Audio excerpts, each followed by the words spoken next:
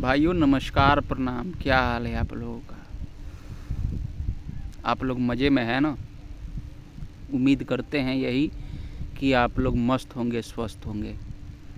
तो आज की मेरी ये वीडियो उन माधरजात राइटरों के ऊपर है जो लोग अपने गाना तो लिखते हैं लेकिन गाना सही नहीं लिखते, उसमें अश्लीलता को घोल देते हैं और हमारे समाज में अपने गानों के प्रति अश्लीलता फैला रहे हैं।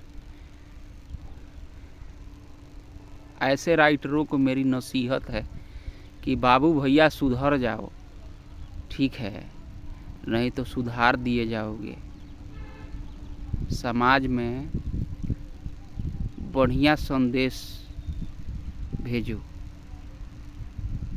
ऐसा गाना लिखो जिस गाने को सुनकर समाज में तुम्हारा नाम हो, ठीक है, याद रखना, नहीं तो रेला जाओगे, ठीक है, याद रखना। तुम लोग ऐसा गाना लिखो जिस गाने को सुनकर दिल खुश हो जाए, ठीक है बच्चा, ठीक।